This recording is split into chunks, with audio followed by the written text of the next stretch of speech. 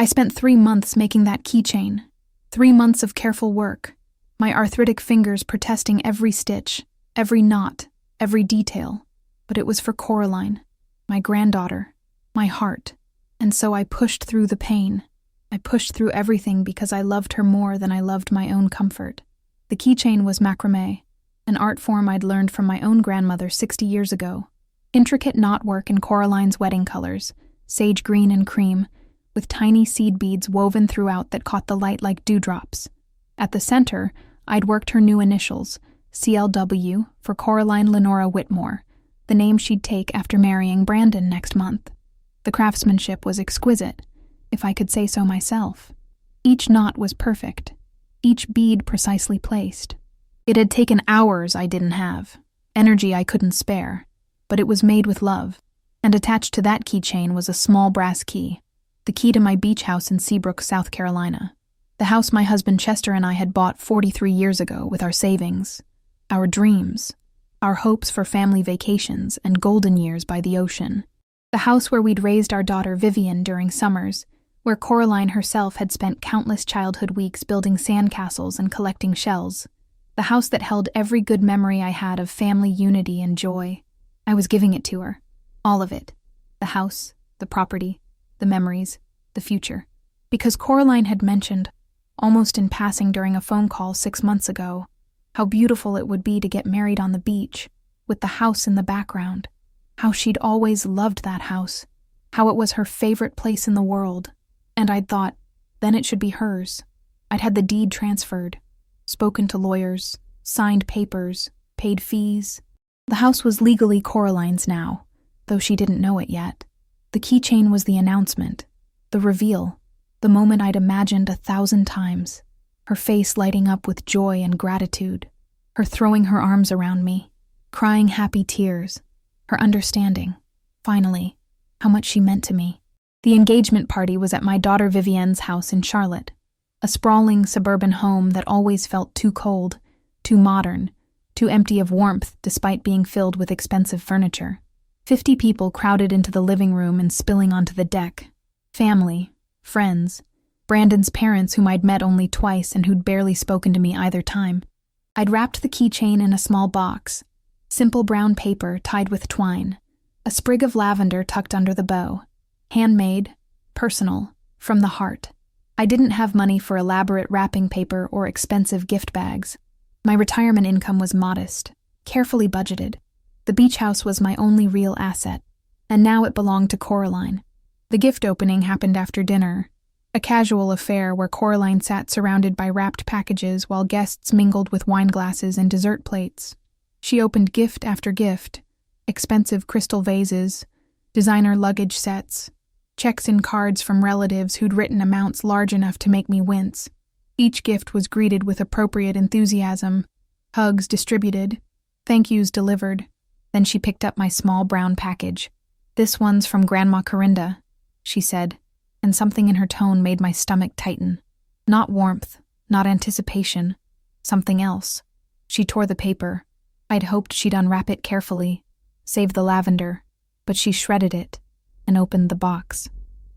The keychain lay against white tissue paper, the beadwork glinting under the overhead lights. Silence. Coraline lifted the keychain by one finger, holding it away from her body as if it might contaminate her. The key swung below it, catching light, full of promise and meaning she didn't yet understand. "What is this?" she asked, and there was no curiosity in her voice, only disdain. "It's a keychain," I said, my voice already defensive though I didn't want it to be. "I made it for you, in your wedding colors. And the key is, that handmade gift looks so cheap," Coraline interrupted, laughing. Not a gentle laugh, not an uncomfortable laugh, but a genuine, delighted laugh as if she'd just heard the funniest joke. "Grandma, seriously? Everyone else gave us actual gifts and you made, what, a friendship bracelet? Are we 12? The room erupted in laughter. Not everyone, but enough. Brandon laughed, his hand on Coraline's shoulder. His mother laughed, a sharp sound like breaking glass. Some cousins I barely knew laughed. And worst of all, Vivienne laughed, my own daughter, standing near the kitchen door with her wine glass. her face flushed with what might have been embarrassment or might have been cruelty. "Mom, you could have at least bought something from the registry," Vivian said, still laughing. "We set one up for a reason." I sat frozen in my chair, the paper plate with half-eaten cake balanced on my knee. The world narrowed to Coraline's face, still smirking, still holding my 3 months of work and love like it was garbage. The key swung below the keychain, unnoticed, its significance invisible to everyone in the room. "The key," I managed to say, my throat tight. "Coraline, the key is—" "To what, Grandma?" "Your diary." More laughter. "This is so sad. I can't believe you thought this was an appropriate gift. Look at what everyone else brought." She gestured at the pile of expensive gifts, the crystal and china and checks. Then she tossed my keychain back into its box, careless, dismissive. It landed with a small thud that I felt in my chest like a physical blow. "Thank you, I guess," she said, already reaching for the next gift. Very rustic. More laughter. The moment passed. Conversation resumed. Someone refilled wine glasses. Coraline opened the next gift, a set of all-clad cookware, and gasped with genuine delight. I sat there for another 10 minutes, my cake untouched, my hands trembling in my lap. No one looked at me. No one asked if I was okay. I was invisible, dismissed, as irrelevant as my cheap gift. Finally, I stood. I set my plate on a side table, collected my purse, and walked to the door. Vivian glanced up as I passed. "You're leaving already, Mom." "Yes," I said. "Don't be sensitive. Coraline didn't mean anything by it. She's just excited. You know how brides are." I looked at my daughter. This woman I'd raised alone after Chester died. This woman I'd worked double shifts to put through college. And I felt something shift inside me. Something fundamental and irreversible. "She meant exactly what she said," I replied. "And so did you when you laughed." I walked out into the September evening, got into my 15-year-old Honda, and drove home to my small apartment in North Charlotte. I didn't cry during the drive. I didn't cry when I got home. I sat at my kitchen table in the dark and felt the weight of 67 years settle onto my shoulders like a physical burden. At midnight, I made a decision. Mawen. Chapter 2. The morning after, I didn't sleep. Instead, I sat at my computer, a old desktop Chester had bought me before he died, still running, still functional, and looked up real estate agents in Seabrook. By 3 a.m, I'd found one with excellent reviews and a specialty in beachfront properties. Her name was Margot Fendrick, and her photo showed a competent-looking woman in her 50s with kind eyes. At 8 o'clock, when I judged it late enough to call without being rude, I dialed her number. "Fendrick Realty. This is Margot. Ms. Fendrick. My name is Corinda Westbrook. I own a beach house at 847 Sandpiper Lane in Seabrook. I'd like to sell it immediately." A pause. "Immediately meaning?" "Meaning I want it listed today and sold as quickly as possible. I know it's unusual, but I'm prepared to price it competitively for a fast sale." "Mrs. Westbrook, I'd need to see the property first, do a comparative market analysis, discuss.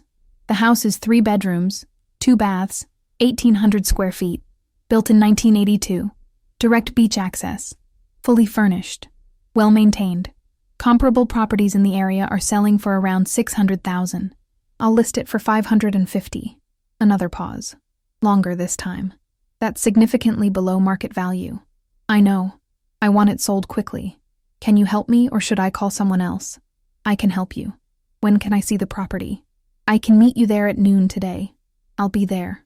I hung up and immediately called my lawyer, Gerald Stromberg, who'd handled the original deed transfer just 2 weeks ago.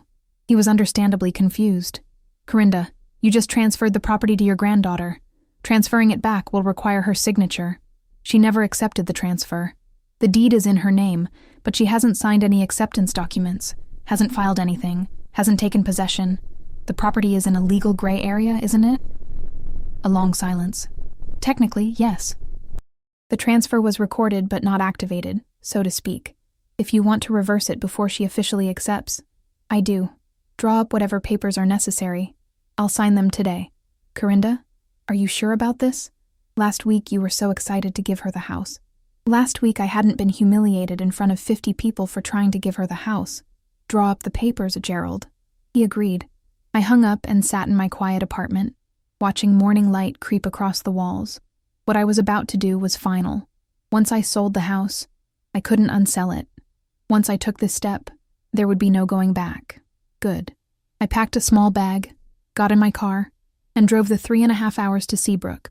The coastal highway was beautiful that morning.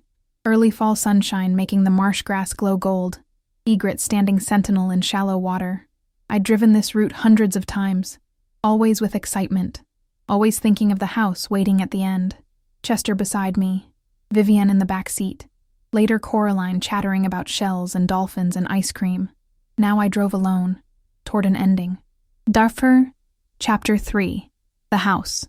The beach house sat on its lot like something from a memory, weathered gray shingles and white trim, a wide porch facing the ocean. I pulled into the driveway and sat for a moment, engine off, windows down, listening to the sound of waves and seabirds. This house had been my sanctuary for 4 decades. Every board, every window, every quirk and creak was familiar. Chester had died here, actually. In the master bedroom, looking out at the ocean, holding my hand. A heart attack, sudden and massive, but at least he'd been in his favorite place. At least he'd had me beside him. At least his last view had been the Atlantic stretching to infinity. I'd almost sold the house then. Couldn't bear the memories. But Vivian had convinced me to keep it, said it was good for Coraline to have the beach house, good for family continuity. So I'd kept it, maintained it, paid the taxes and insurance and repairs, came down whenever I could afford the gas money, and now I was selling it. Margot Fendrick arrived at 11:45, driving a sleek SUV and carrying a tablet and briefcase. We shook hands on the porch. "Beautiful property," she said, looking around with professional assessment. "Prime location, well-maintained. Mrs. Westbrook, I have to ask, why the hurry?" "Family reasons," I said. "Personal reasons. Can we keep the details private?" "Of course." We toured the house together. She took photos, made notes, asked questions about recent updates and repairs. I answered mechanically, half my attention on her words, and half on memories rising like ghosts in every room. The kitchen where Chester and I had cooked elaborate seafood dinners, where Vivian had learned to make pancakes, where Coraline had stood on a stool to help me bake cookies, flour dusting her small nose. The living room where we'd played board games during rainy days, where Chester had read aloud from adventure novels while storms rattled the windows, where I'd taught Coraline to crochet on a summer afternoon when she was 8, the master bedroom where Chester had died, where I'd spent countless nights alone afterward, listening to the ocean and talking to his absence. "Mrs. Westbrook?" Margot's voice pulled me back. "Are you all right?" "Yes. Sorry. This house has a lot of memories. I can see that. Listen, if you're having second thoughts, I'm not. List it today. 550,000, firm. I want it sold within the month. I can't guarantee that timeline, but I'll do my best. This price point, this location, this condition, will get interest immediately." She was right. By evening, the listing was live. By the next morning, we had 3 showing requests. By the end of the week, we had 2 offers, both at asking price. One was cash, from a retired couple in Ohio looking for a vacation property. The other was financed but pre-approved, from a young family with 2 children. I chose the family. Something about their offer letter, talking about making memories with their kids, about teaching them to love the ocean. Let the house have joy again. Let it have the family I'd hoped to have here with Coraline's children someday. The closing was scheduled for 3 weeks out. Fast. Almost breathtakingly fast. Gerald handled the paperwork, the deed reversal, the sale documents. Everything legal and binding. I didn't tell anyone. Not Vivian, not Coraline, not the handful of friends I still had from my working years. This was my decision, my choice, my consequence to deliver. Larry, Chapter 4. The invitations. 2 weeks after the engagement party, Coraline's wedding invitations arrived in my mailbox.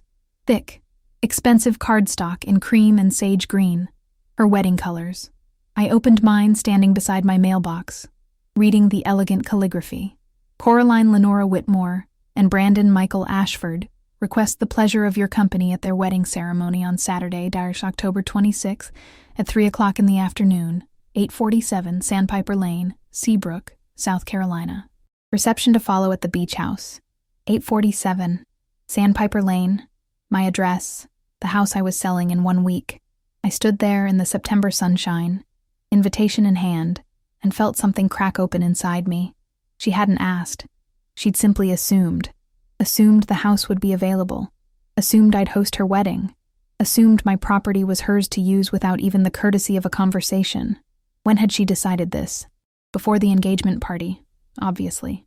The invitations took weeks to design and print. She'd been planning to use my house for her wedding while mocking my gift, while laughing at my cheap keychain that literally held the key to the venue she'd already claimed. I went inside and called Vivian. "Mom, did you get your invitation? Isn't it beautiful?" "Vivian, when did Coraline decide to have her wedding at the beach house?" "Oh, months ago. She fell in love with the idea. It's going to be gorgeous, Mom. We've already hired caterers, rented tables and chairs, arranged for a tent in case of rain. Brandon's family is paying for most of it, but I'm covering the flowers and the photographer. It's going to be the event of the season, and no one thought to ask me if they could use my house." A pause.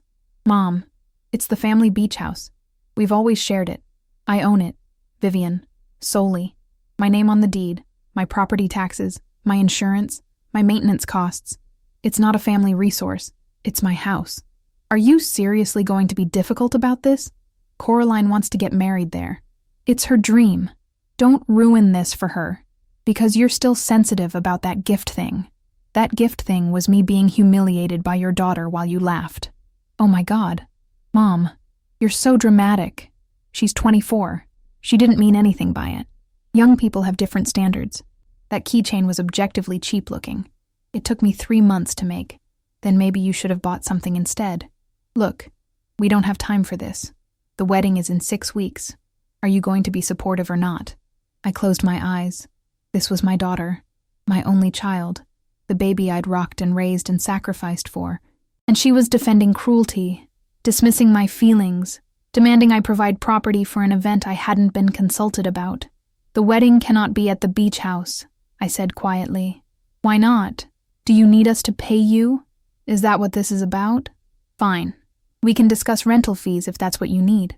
The wedding cannot be at the beach house," I repeated, "because I'm selling it. The closing is next Friday." Silence. Complete. Total silence. Then, in a voice I barely recognized, "You're what?" "I'm selling the house. It will belong to someone else in 8 days." "You can't do that. Coraline's wedding. The invitations are already sent. We've paid deposits. Mom, you can't." "I can and I am. The house is mine to sell." "But why? Why would you do this?" "Because I offered it to Coraline as a gift, and she called it cheap and laughed in my face. Because you laughed too. Because apparently my property is fine to use for your convenience but not fine to accept with gratitude when I offer it freely." "She didn't know it was a gift. You didn't explain. If she'd known the key was to the house, then she should have asked instead of mocking. She should have shown basic respect instead of cruelty. And you should have defended me instead of joining in.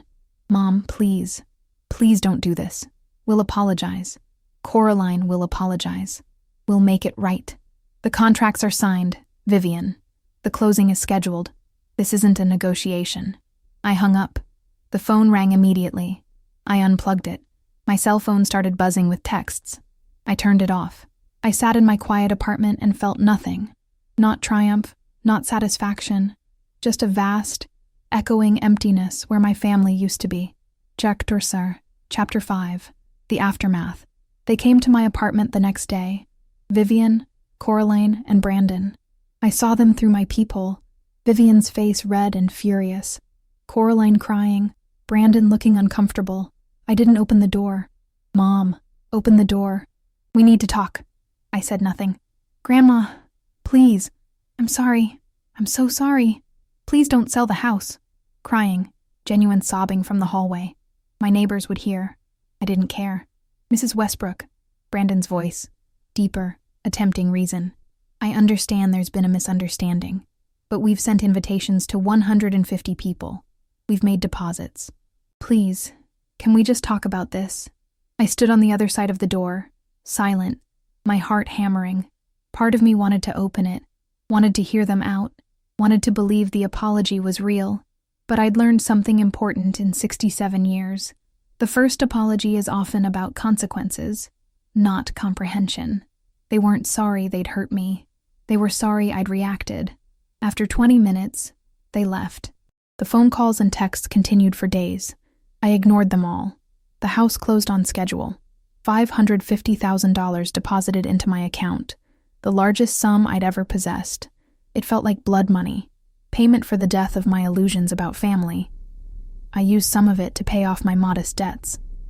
I set aside enough for my funeral expenses. I wouldn't burden anyone with that. The rest I put into investments and a high-yield savings account. I'd live on my retirement income, and this nest egg would be there for emergencies, for the inevitable costs of aging, for whatever future I had left. A week before what would have been Coraline's wedding, Vivian tried one more time. She showed up at my apartment early on a Saturday morning, looking exhausted. "Mom, please, can I just come in?"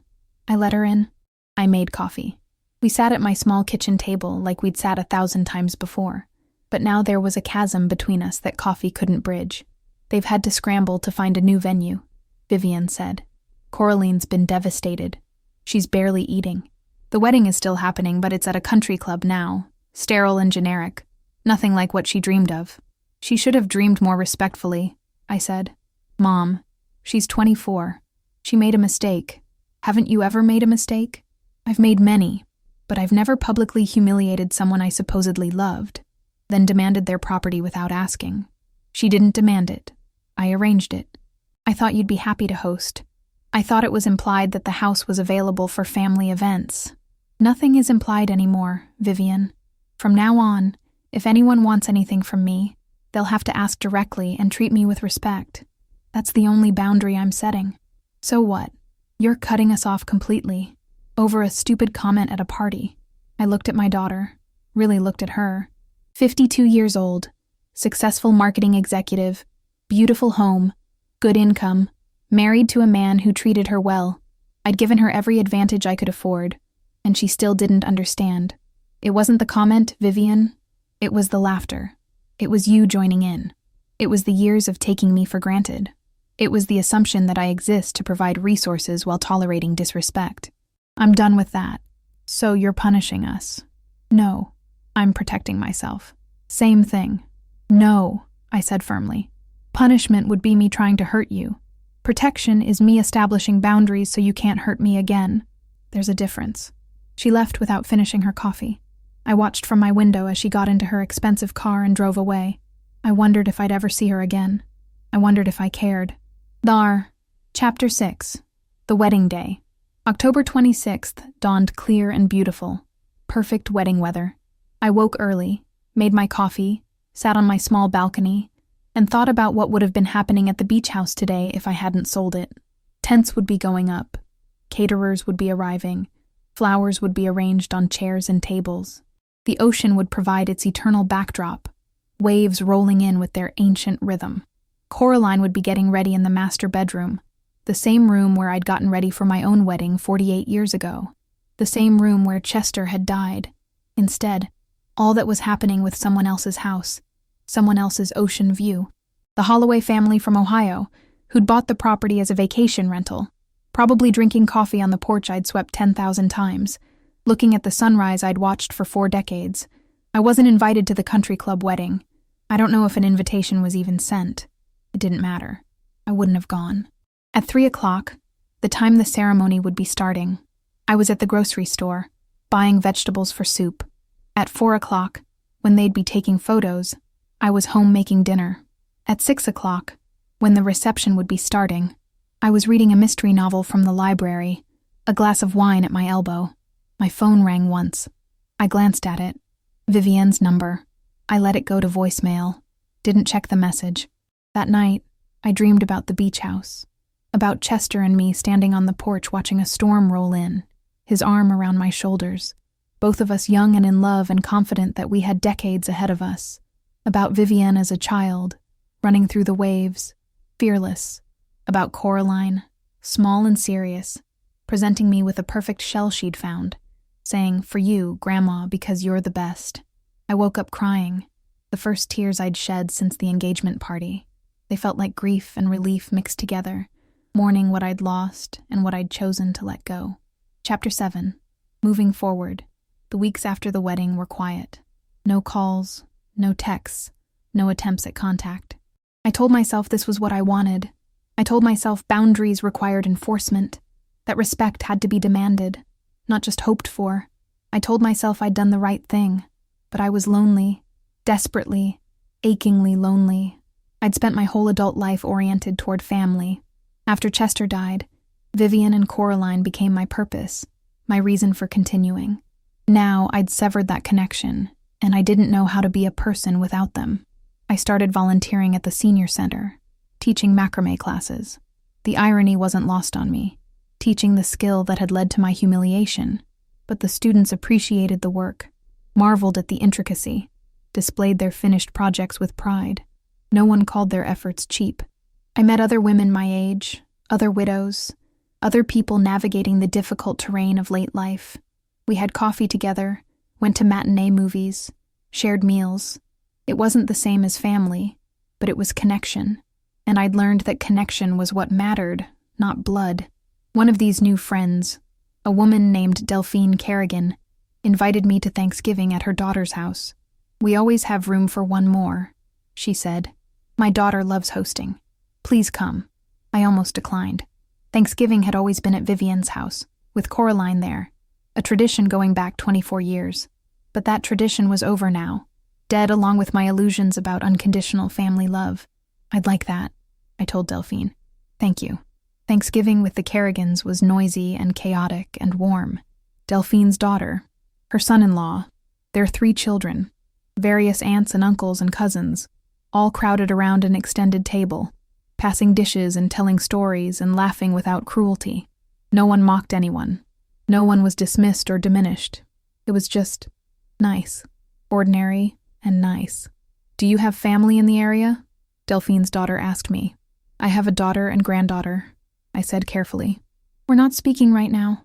"I'm sorry to hear that. Family estrangements are so hard." "They are, but sometimes they're necessary." She nodded, understanding in her eyes, and changed the subject. No judgment, no prying, just acceptance. I was grateful. Number. Chapter 8. Winter December came with early cold, and the approach of holidays I'd always spent with family.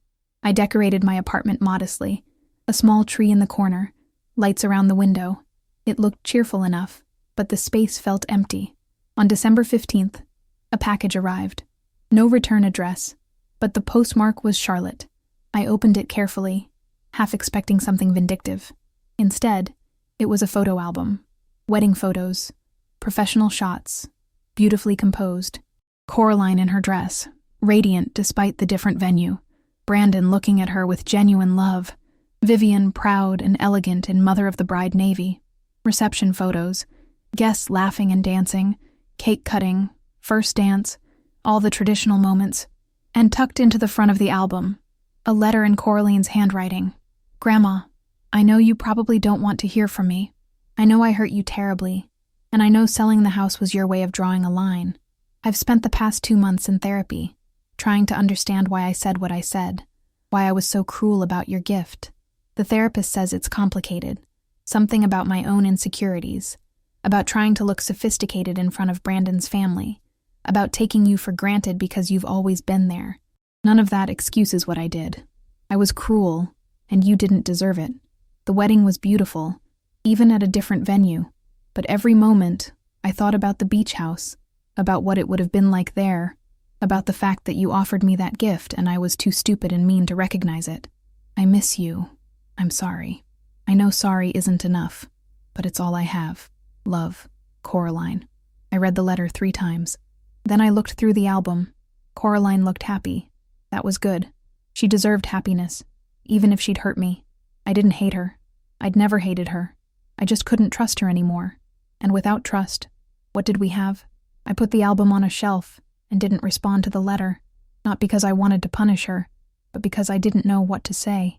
"I forgive you" would be a lie. I wasn't sure I did forgive her. "Let's reconcile" would be premature. I wasn't ready for that. So I said nothing, and the silence stretched between us like a frozen lake, beautiful and impassable. The Record, Chapter 9. A year later, time passed. Seasons changed. I continued my life, smaller and quieter than it had been, but mine. I taught macrame at the senior center. I volunteered at the library. I attended events with Delphine and other friends. I managed my health, my finances, my days. I was okay. Not happy, not content, but okay. And okay was something. On what would have been Coraline's first anniversary, I received another letter, this time from Vivian. Mom, I've been in therapy too. Coraline insisted, said if she had to go, I should too. We've spent a year talking about family patterns, about my relationship with you, about the ways I failed you. I took you for granted. I dismissed your feelings. I laughed when I should have defended you. I treated you like a resource instead of a person. I'm sorry. I know that's not enough. I know I can't undo what happened. But I want you to know that I see it now. I see what I did, what Coraline did, what we both did. We broke something that might not be fixable, and that's on us. If you're willing to talk, I'd like to try. If you're not, I understand. You deserve better than what we gave you. Love, Vivian. I read the letter on my balcony. Morning coffee beside me, autumn sun warming my face. I thought about everything that had happened, everything that had broken, everything that might never heal completely. I thought about the beach house, sold and gone, existing now in someone else's memories. I thought about Chester, dead 26 years, who'd never imagined his family would fracture like this. I thought about the grandmother I'd been, the one who loved unconditionally and expected nothing in return, and the woman I'd become, the one who demanded respect even if it cost her everything.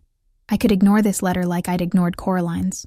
I could maintain my boundaries, protect myself, live my small life without the complication of family. It would be safe. It would be controlled. It would be lonely. Or I could respond. I could risk being hurt again. I could attempt rebuilding something that had been shattered. I couldn't go back to who I'd been. That woman was gone as the beach house. But maybe I could move forward into something new. Something with boundaries and respect, but also with connection. I didn't know which choice was right. I didn't know if there was a right choice. Chapter 10. The meeting. I waited 2 weeks before responding. Not to punish Vivian, but because I needed that time to think, to be sure. Finally, I called her. Mom.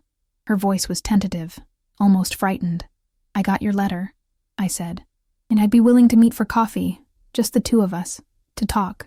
Yes, thank you. When? Saturday afternoon, 2 o'clock. There's a coffee shop near me, Bennett's on Tryon Street. I'll be there. Saturday came cold and bright. I arrived at Bennett's 15 minutes early, ordered tea, sat at a table by the window. My hands shook slightly as I lifted the cup. I wasn't sure what I hoped for from this meeting. Reconciliation seemed too optimistic. Closure seemed too final. Maybe just clarity. Maybe just honesty. Vivian arrived exactly at 2. She looked older than when I'd last seen her. More gray in her hair. Lines deeper around her eyes. She'd lost weight. She ordered coffee and sat down across from me. And for a long moment, we just looked at each other. Thank you for meeting me, she said finally. I almost didn't. I wouldn't have blamed you. We sat in uncomfortable silence. Then Vivian took a breath and started talking, the words coming fast, as if she'd practiced them. I've spent a year examining my life, my choices, my relationships. Therapy forced me to look at patterns I'd never questioned. I realized I've treated you the way I saw other people treat their elderly parents, as sort of benevolent obligations, people to be managed rather than respected. I never questioned whether you wanted to host holidays or help with childcare or provide the beach house. I just assumed, because that's what families do, right? Except I was taking without giving. I was demanding without appreciating. And when Coraline treated you the same way I'd been treating you, I didn't defend you because I'd normalized that disrespect. She paused, sipped her coffee, continued. The therapist asked me when I stopped seeing you as a person and started seeing you as a role. I couldn't answer. Maybe it was gradual. Maybe it was after Dad died and I needed you to be strong, so I couldn't acknowledge your grief. Maybe it was after Coraline was born and I needed free childcare, so I couldn't acknowledge your exhaustion. Maybe it was when you retired and your income dropped, and I started thinking of you as less successful, less relevant. I don't know. But somewhere along the way, I stopped seeing you, and I'm sorry. I listened without interrupting. These were words I'd needed to hear, acknowledgments I'd craved. But they didn't erase the pain. They didn't undo the humiliation. They were just words. "What do you want from me, Vivian?" I asked. "I want to try again, differently this time, with respect and boundaries and actual communication. I want to rebuild something that's probably broken beyond repair, but maybe isn't. I want my mother back, and I want to be the daughter you deserved. You can't go back and be that daughter. That opportunity is gone. I know, but maybe I can be a better daughter going forward."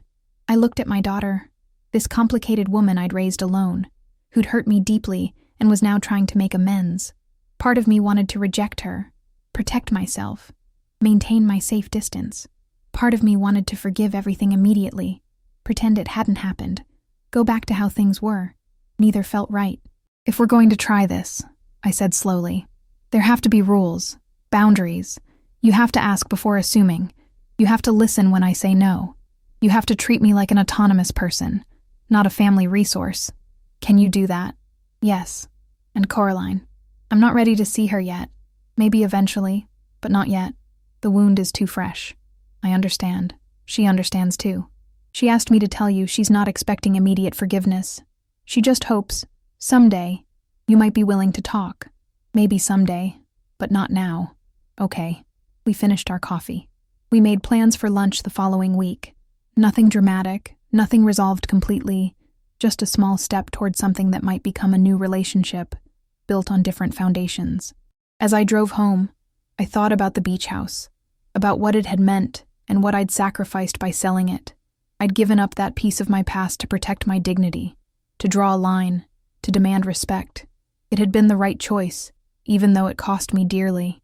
But maybe some things could be rebuilt, not restored.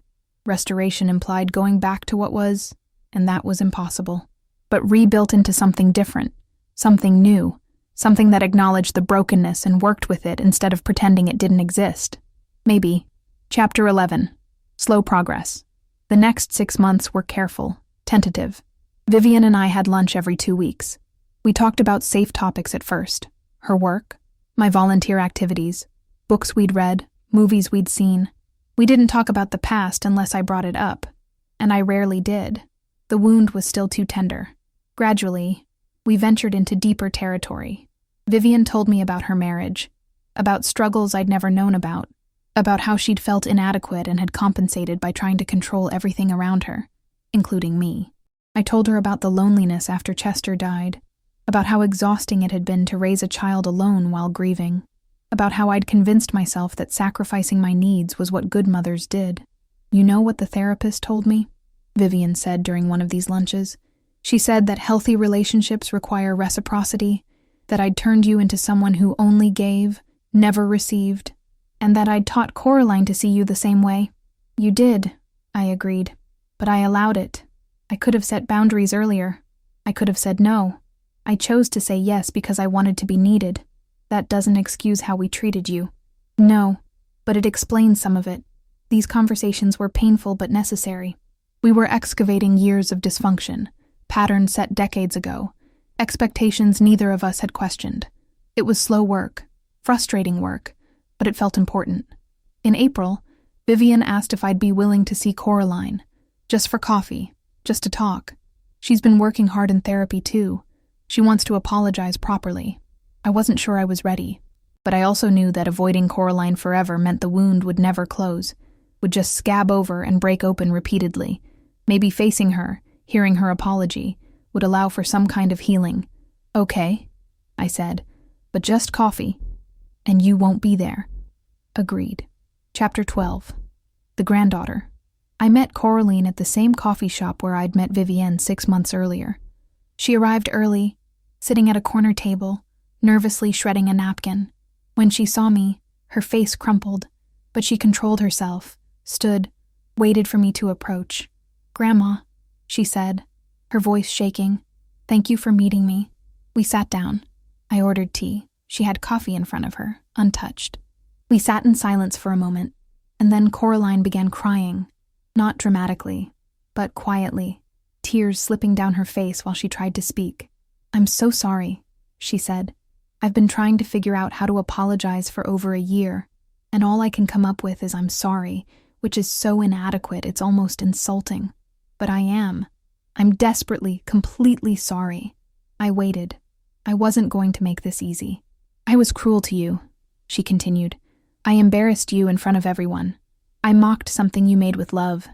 And I didn't even realize what the key was for until Mom told me later. I thought it was just a keychain. I didn't know you were giving me the beach house.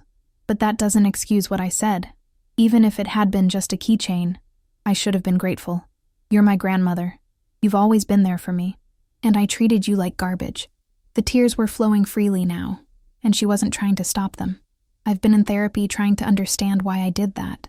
The therapist says I've absorbed cultural messages about elderly people, about their contributions being less valuable, about handmade things being inferior to bought things. She says I was showing off for Brandon's family, trying to seem sophisticated and modern. She says I've taken you for granted my whole life because you've always been a constant, and I never thought about what I'd do if you weren't there." She wiped her face with the shredded napkin, took a shaky breath. "The wedding was beautiful, but every moment, I thought about what it would have been like at the beach house, at your house, at the place where you made every good memory of my childhood. And I thought about how you offered me that gift, that incredibly generous, thoughtful gift, and I laughed at it. I laughed at you." She looked at me directly now, her face blotchy and raw. "I can't undo what I did. I can't make it right. All I can do is tell you that I understand now how deeply I hurt you, and that I'll regret it for the rest of my life. I don't expect forgiveness. I don't deserve it. But I wanted you to know that I see it now. I see what I did, and I'm sorry." I sat with this apology, feeling its weight. It was more than the letter had been, more than I'd expected. It felt genuine, earned through therapy and time and real reflection. But it didn't erase the pain. Nothing could erase the pain. "Coraline," I said slowly, "I appreciate this apology. I believe you mean it, but you need to understand something. What you did changed our relationship permanently. I can forgive you. Maybe I already have, or will, or am in the process of it, but I can't forget. And I can't go back to being the grandmother who provides everything and expects nothing. That woman is gone." "I know," she whispered. "If we're going to have a relationship going forward, it has to be different. You have to see me as a person, not a resource. You have to treat me with respect, not as an obligation or a convenience. Can you do that?" "Yes, I want to. I'll try. Trying isn't enough. You have to do it, consistently, not just when it's easy or when you need something. I will. I promise." We talked for another hour. She told me about her first year of marriage, about her job, about ordinary things that had nothing to do with the betrayal. I told her about my volunteer work, my friends, my small life. We were cautious with each other, gentle, like people learning to trust again after a betrayal. When we parted, she hugged me, and I let her, though I didn't fully return the embrace. Baby steps. That's all this could be. Baby steps towards something that might eventually resemble a relationship. Epilogue. 3 years later. I'm 70 now. 3 years have passed since the engagement party, since the humiliation, since I sold the beach house. 3 years of careful rebuilding, of therapy and boundaries and slow progress towards something that resembles a family again. Vivian and I have lunch every week now.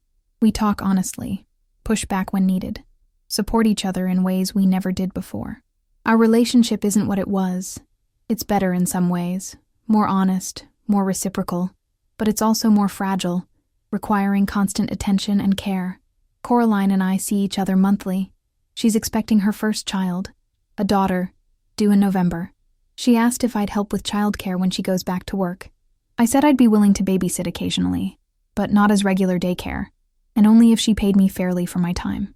She agreed without argument. That agreement felt like progress. But here's what I've learned in 3 years. Some things can't be fully healed. The scar tissue remains. I look at Coraline and I see the granddaughter I adored, but I also see the young woman who mocked my gift and laughed at my expense. Both are true. Both exist simultaneously. I've had to learn to hold both realities without letting either one dominate. I miss the beach house. I dream about it still. Wake up thinking I need to check on it. Remember it's gone. The money from the sale is in my accounts, growing steadily, providing security for my old age. It was the right choice financially, but emotionally, I'm not sure there was a right choice. Just a choice, made in pain and anger and dignity, that I have to live with. I've learned that forgiveness isn't a moment, it's a practice. Some days I feel genuinely forgiving toward Coraline and Vivienne, understanding their failures as human weakness.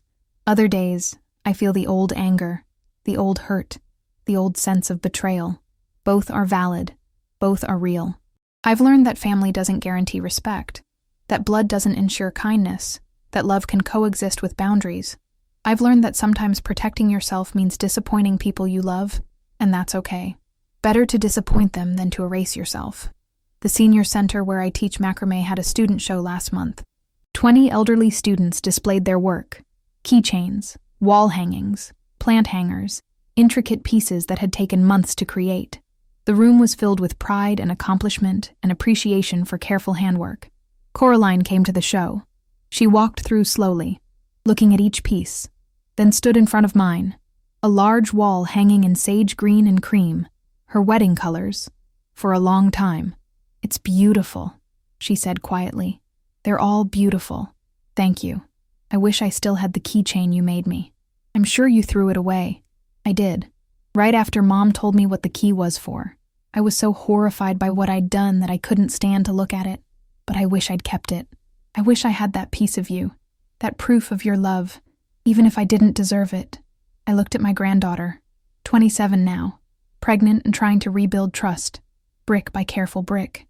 "I could make you another one," I said. "Not the same, but something new. If you want it." Her eyes filled with tears. "I would treasure it." "Okay then. Will I make it? I don't know." Some days I think yes, it would be a gesture of forgiveness, a bridge toward healing. Other days I think no. I already gave that gift and it was rejected. Why offer again? Maybe I'll make it and maybe I won't. Maybe I'll forgive completely and maybe I'll carry this scar forever. Maybe Coraline and Vivienne will prove they've changed, and maybe they'll slip back into old patterns. Maybe this fragile new family we're building will hold and maybe it will shatter again. I don't have answers. I just have days, one after another, each one requiring me to choose. Bitterness or hope, boundaries or connection, protection or risk. Some days I choose one, some days the other. That's all any of us can do. The beach house is gone. The easy, unquestioning love I had for my family is gone too. What remains is harder, more complicated, more honest. Is it better? I don't know. It's real though, and maybe real is all we get. I'm 70 years old. I taught my family that respect matters, even when it costs everything. I taught myself that dignity is worth fighting for, even when the battle leaves you alone. Those are hard lessons, earned through pain and loss and the death of illusions. But I'm still here, still teaching, still creating, still building a life on my own terms. The keychain that started everything is gone, but the lesson it taught remains. Handmade things have value. Elder people have value. I have value. And no one will make me forget that again. Your extended epilogue, the long road back. I'm 70 years old now. 3 years have passed since the engagement party, since the humiliation, since I sold the beach house and drew a line in the sand that would reshape my entire family. 3 years of careful rebuilding, of therapy sessions and tentative coffee meetings and the slow, painful work of constructing something new from the rubble of what was destroyed. People ask me sometimes if I regret selling the house. They ask at the senior center, during macrame classes, when someone new hears the story. It's become my defining narrative, the thing people know about me. The grandmother who sold the beach house to teach her family a lesson. Do I regret it? The answer changes depending on the day, the hour, my mood, the weather. Some mornings I wake up and think yes, absolutely. I acted in anger and destroyed something irreplaceable. Other mornings I wake up and think no. It was the only choice that preserved my dignity. Most mornings I wake up and think both things are true, and I'll carry that contradiction to my grave. The beach house exists now only in memory, and in the occasional Google search where I look at real estate listings and see it described as a charming coastal cottage with original character. The Holloway family, who bought it, turned it into a vacation rental. I've seen the listing online. New furniture, new paint, new everything. It's beautiful in a generic way. All the specific history scrubbed clean. Chester's spirit is gone from those rooms. My memories have been painted over. It's just a house now, not a home. Sometimes I think about booking it, just for a weekend, to see it again. But I know I won't. Some doors, once closed, should stay closed. Vivian and I have lunch every Thursday now. It's become our ritual, our touchstone, the regular contact that keeps our fragile new relationship alive. We meet at different restaurants around Charlotte, trying new places, rating them, building shared experiences that have nothing to do with the past. Today we're at a small Italian place in Dilworth, sitting by the window, watching October rain streak the glass. Vivian is telling me about work troubles, a difficult client, office politics, the exhausting grind of corporate life at 53. I've been thinking about early retirement, she says, twirling pasta on her fork. David and I could manage financially if I stopped working. We could travel, spend more time together. I'm tired, Mom, so tired. Then retire, I say. Life's too short to spend it exhausted, says the woman who still volunteers 20 hours a week. That's different. I volunteer because I want to, not because I have to. There's no performance review, no demanding boss, no pressure. Just me teaching people who want to learn. Vivian nods, chews thoughtfully. You've built a good life for yourself. After everything. I admire that. This is new. This acknowledgement, this respect. For years, Vivian regarded my life as somehow less than hers. Smaller income, smaller home, smaller ambitions. Now she sees it differently, or at least she says she does. I want to believe her. I didn't have much choice, I say. After the guardianship case with Celestine last year really clarified things for me. Build a life or let bitterness eat you alive.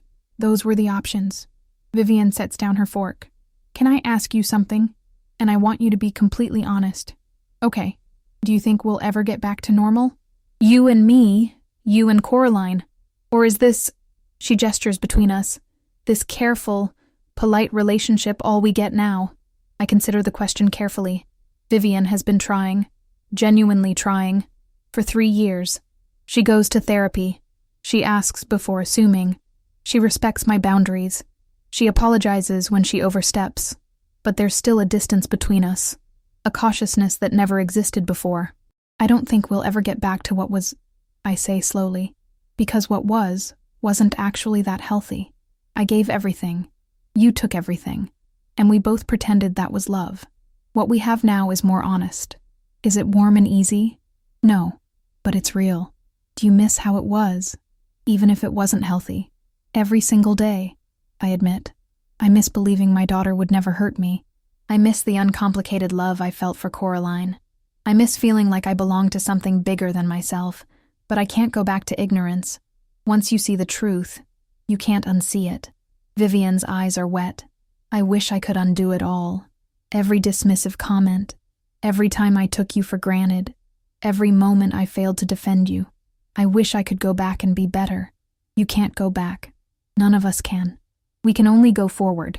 Is forward enough? I don't know yet. Ask me in another 3 years. We finish lunch. Vivian pays, insisting, and we walk to our cars through the rain. She hugs me goodbye, holding on longer than necessary, and I let her, even though part of me still wants to pull away, protect myself, maintain distance. I love you, Mom, she says into my shoulder. I love you too, I reply, and I mean it. Even though the love is more complicated now, tangled up with hurt and disappointment and wariness. Coraline's baby arrived 2 weeks ago. A daughter, Margot Elaine Ashford, 7 pounds 3 ounces, healthy and beautiful. Coraline sent me photos from the hospital, the baby swaddled in pink, Brandon looking exhausted and elated, Coraline herself looking like she'd run a marathon but won. I went to see them 3 days after the birth, brought a gift, a handmade baby blanket I'd crocheted in soft yellow and white. Months of work, dozens of hours. I wrapped it carefully, my heart pounding as I approached their door, unsure of the reception I'd receive.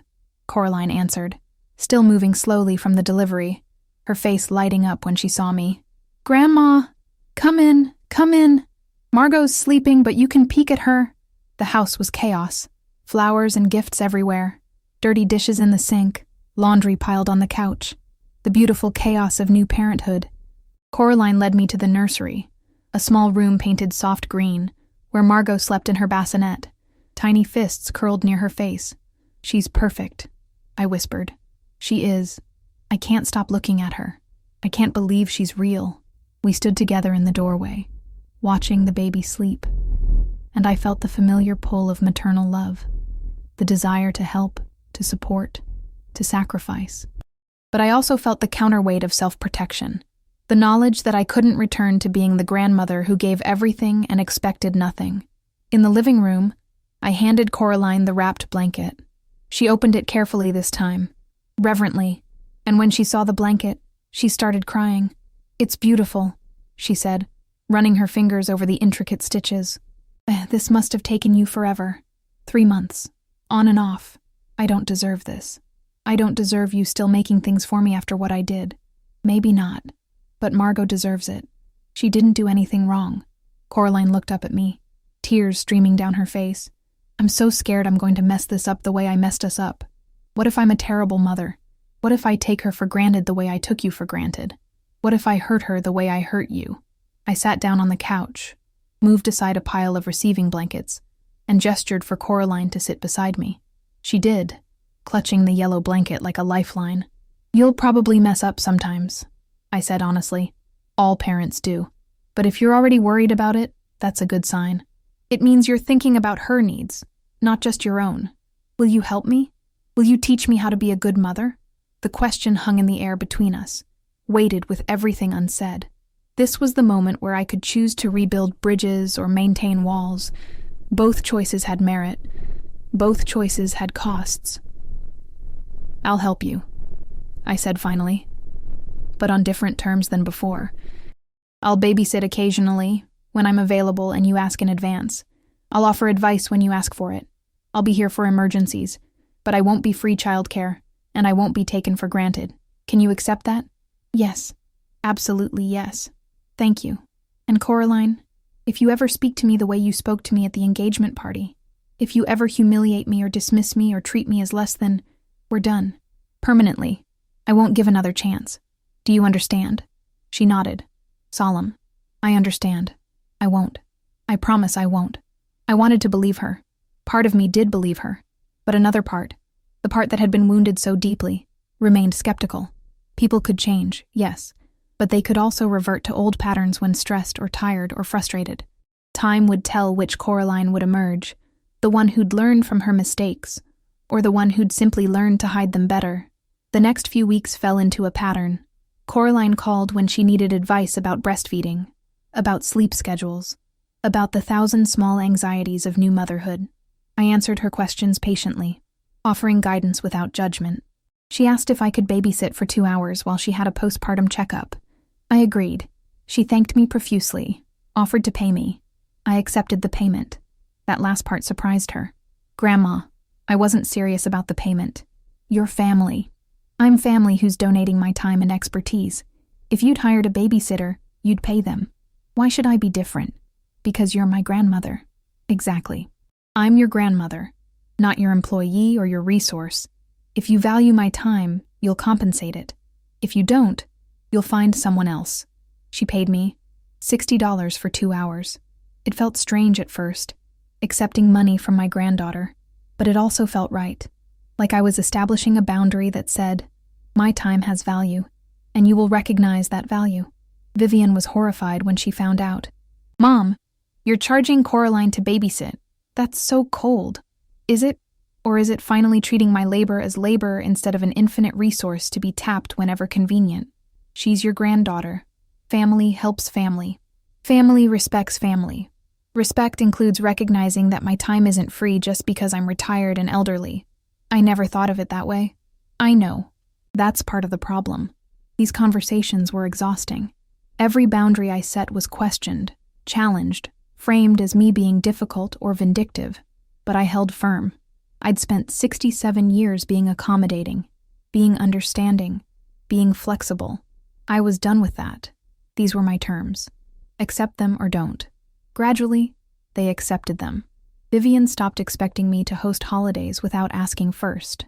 Coraline stopped assuming I was available for childcare whenever she needed it.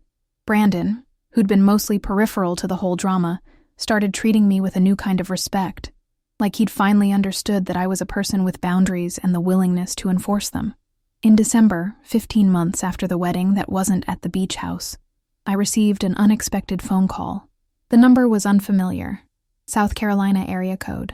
Mrs. Westbrook, this is Sandra Holloway. My husband and I bought your beach house in Seabrook. My heart lurched. Yes, I remember. Is something wrong with the property? No, nothing like that. We've been using it as a vacation rental, and it's been wonderful. But we've had some guests mention finding items that clearly belong to the previous owner, you, I assume.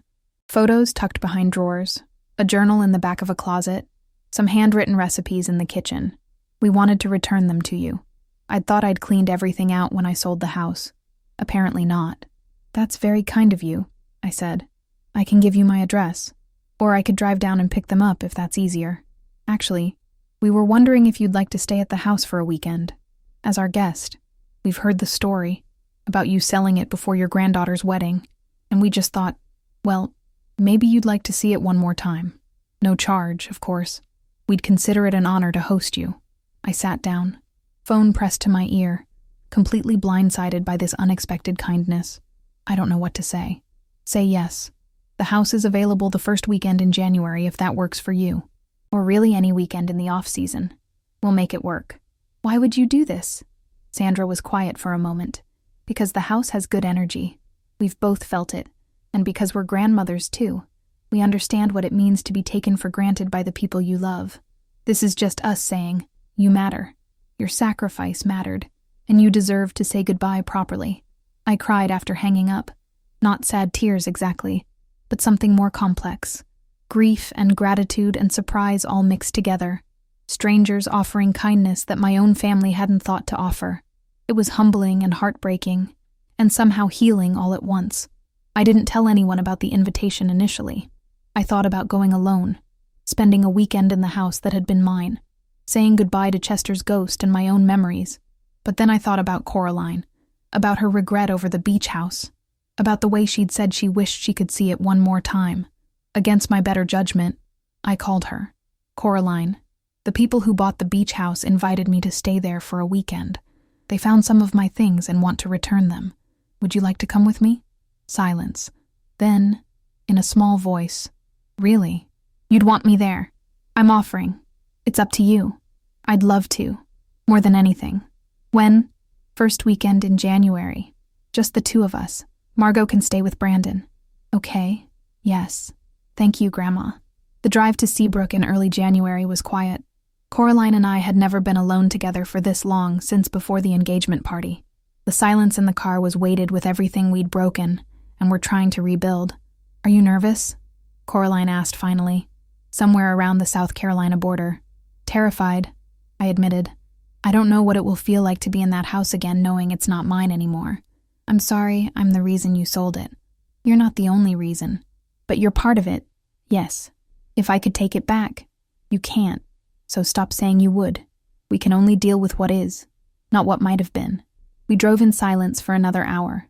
Then Coraline said, I've been reading about estrangement between parents and adult children. Did you know it's really common? Like, millions of families dealing with it. I didn't know that. Most of the articles are written from the perspective of the adult children, talking about setting boundaries with toxic parents. But there are some from the parents' perspective too, talking about being cut off by children they raised, about the grief of losing that relationship. It made me realize that if you'd completely cut us off, we would have deserved it. And you'd have been justified. I thought about it. I said honestly. For months after I sold the house, I thought about just disappearing from your lives completely, making a clean break. Why didn't you? Because I couldn't tell if that would be self-protection or self-destruction. And because, despite everything, I still loved you. Love doesn't stop just because someone hurts you. I wish it did. It would be easier. Coraline was crying silently in the passenger seat, tears rolling down her face while she stared out the window. I don't know how to make this right. I don't know how to be good enough to deserve you giving me another chance. You can't make it right. You can only move forward differently. That's all any of us can do. The beach house looked exactly the same from the outside. Same gray shingles, same white trim, same wide porch facing the ocean. But I knew intellectually that everything inside would be different. The Holloways had renovated, updated, made it theirs. Chester's presence would be gone. My 43 years of memories would be painted over. Sandra Holloway met us at the door, a warm woman in her 60s with kind eyes and a firm handshake. "Mrs. Westbrook, welcome back. And you must be Coraline. Come in, come in." Inside, the house was both familiar and foreign. The layout was the same. Living room opening to kitchen, bedrooms down the hall, master suite at the back, but everything else was different. New furniture, new paint, new art on the walls. It was beautiful in a catalog-perfect way, but it wasn't mine anymore. Sandra showed us around, pointing out the renovations they'd made, the updates they'd added. Then she led us to a box on the kitchen counter. "These are the things we found. I hope they bring back good memories." After Sandra left, giving us privacy, Coraline and I went through the box together. Photos of Chester, young and laughing, that I'd forgotten existed. A journal I'd kept the summer after he died, full of grief and determination. Recipes in my mother's handwriting that I thought I'd lost years ago. Small treasures, forgotten but precious. At the bottom of the box was something else. A small macrame keychain, green and cream, carefully preserved in a plastic bag. Coraline gasped. "Is that? It looks like the one I made you?" I said, confused. "I'll bet you threw that away." "I did. This must be... Did you make more than one?" I lifted it carefully. It wasn't the one I'd made for Coraline. The knots were slightly different, the beads arranged in a different pattern, and instead of a key, it had a small pewter charm in the shape of a house.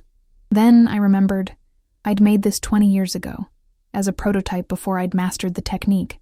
I'd hung it in the beach house kitchen as a reminder to myself to keep practicing, to keep improving. I'd forgotten about it completely.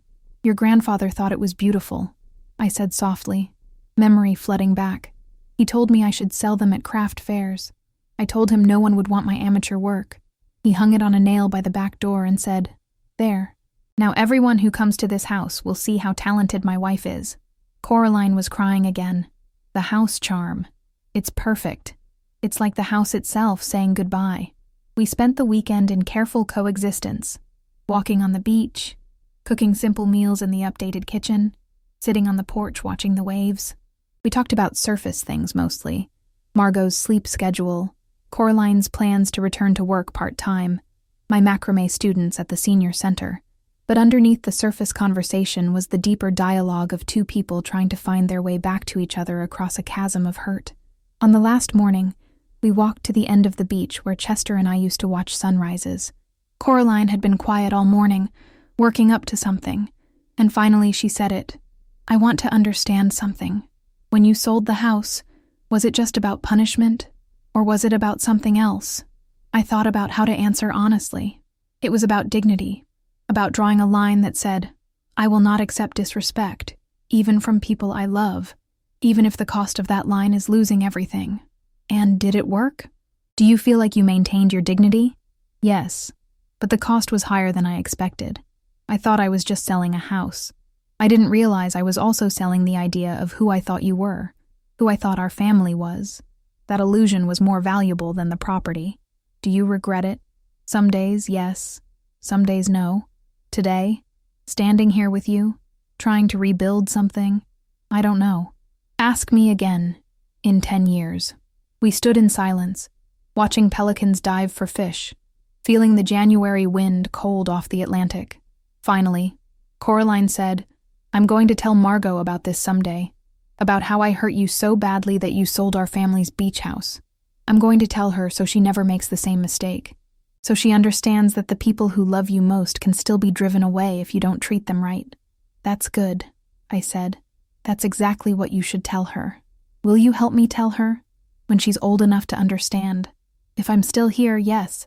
You'll be here. You're too stubborn not to be. Despite everything." I laughed. "I am pretty stubborn. It's one of the things I love about you, even when it's directed at me." We drove back to Charlotte in contemplative silence. When Coraline dropped me off at my apartment, She hugged me tightly, desperately, like she was afraid I might disappear. "Thank you," she said, "for inviting me, for giving me another chance, for not giving up on me completely." "I haven't given up on you," I said, "but I also haven't forgotten. Both those things are true." "I know. I'll keep earning it. The chance to be your granddaughter again." After she left, I unpacked my small bag and looked at the items the Holloways had returned. I put the photos in an album. I placed my mother's recipes in my kitchen drawer. The journal I set on a shelf, not ready to reread my grief from 26 years ago. The macrame keychain with the house charm I held for a long time. Then I hung it on a nail beside my door, the same way Chester had hung the original. A reminder of what I'd lost, yes, but also a reminder of what I'd chosen. Dignity over accommodation, self-respect over acceptance, truth over comfortable lies. Spring arrived with the usual rush of new life. Margot turned 6 months old, a chunky, happy baby who smiled at everyone. Coraline brought her to visit every other week, carefully scheduled visits that respected my time and energy. She never showed up unannounced. She never assumed I was available. She paid me for babysitting, even when I told her it wasn't necessary. "It's necessary to me," she said.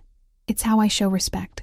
In April, Vivian organized a family dinner at her house. Just the 5 of us. Vivian and her husband David, Coraline and Brandon, and me. It was the first time we'd all been together since the engagement party nearly 2 years ago. I almost declined. The thought of being in that house again, in the room where I'd been humiliated, made my stomach clench with anxiety. But Vivian asked so earnestly, and Coraline backed her up so hopefully, that I finally agreed. The evening was stilted at first. We all knew why we were there. This was an attempt at reconciliation, at rebuilding what had been shattered. The weight of that purpose made conversation difficult. But David, Vivian's husband, broke the tension by telling a story about a disastrous work presentation. And slowly, we all relaxed into something that resembled normal family interaction. After dinner, while David and Brandon cleaned up the kitchen, the 3 of us, 3 generations of women, sat in the living room with Margot. The baby was being passed around, gurgling happily, oblivious to the complicated emotions swirling around her. "Mom," Vivian said carefully, "I wanted to tell you something. David and I have updated our will. We're leaving a portion of our estate to establish an endowment at the senior center in your name, for macrame supplies and teacher stipends, so your work there can continue after you're gone." I stared at her, completely blindsided. "Vivian, that's incredibly generous. It's the least we can do. You've built something important there. You've created community, and taught valuable skills and made people feel valued. That deserves to be sustained." Coraline spoke up. "Brandon and I are contributing too. Not a lot. We're still getting established, but enough to be part of it. We want Margot to grow up knowing that her great-grandmother was someone who taught beauty and patience and the value of handmade things." I felt tears threatening and blinked them back. I don't know what to say. "Say you'll keep teaching," Vivian said. "I say you'll keep making beautiful things. Say you'll let us back into your life, even if it's different than before. I already have let you back in. We're here, aren't we? We're here, but there's still distance. I can feel it. You're still protecting yourself from us." "Yes," I admitted. "I am, because you hurt me deeply, both of you. And I can't just pretend that didn't happen because time has passed, and you're trying to make amends." "We're not asking you to pretend," Coraline said, bouncing Margot gently. "We're just asking you to believe that we're trying, that we're different than we were. I do believe you're trying, but trying isn't the same as succeeding. You'll have to prove it over time. Years, probably. Maybe decades." "We will," Vivian said firmly. "However long it takes." Summer came and went. I taught my classes at the senior center. I babysat Margot occasionally. I had lunch with Vivian weekly. I slowly, cautiously, allowed my family back into the edges of my life, but I also maintained my independence. I took a trip to Maine with Delphine, my friend from the senior center. We stayed in bed and breakfasts, ate lobster rolls, walked rocky beaches, and talked about everything and nothing. I didn't tell my family where I was going until after I'd left, and I didn't check in daily. My life was mine to live, and I was done reporting my movements to people who'd proven they didn't always have my best interests at heart. When I returned, Vivian was mildly annoyed. "Mom, you were gone for 2 weeks and we barely heard from you. We were worried. I'm a grown woman on vacation with a friend. You weren't worried. You were uncomfortable with not being able to monitor me. That's not fair, isn't it? For decades, you've expected to know my schedule, my plans, my whereabouts. Why? Because you've infantilized me, treated me as someone who needs oversight rather than someone who's managed her own life successfully for 70 years. I just care about you. Then trust me. Trust that I can take a trip without checking in daily. Trust that I'm competent enough to handle my own life." These conversations were exhausting, but necessary. Every boundary I set was initially met with resistance, then gradual acceptance. Slowly, painfully, we were establishing a new normal where I was respected as an autonomous adult, rather than managed as an elderly dependent. Fall arrived again. 3 years since the engagement party.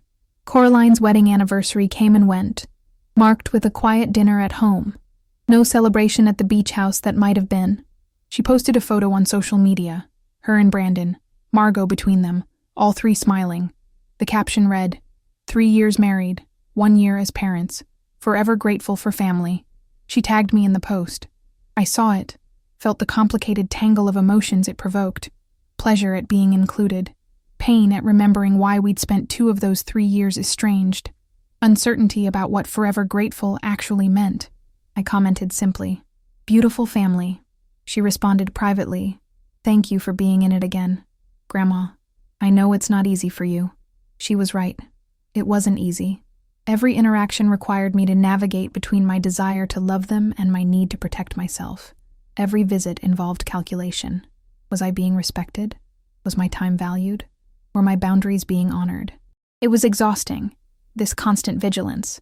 But the alternative was returning to old patterns where I gave everything, and they took everything, and we all pretended that was healthy. In October, the Senior Center held its annual craft fair.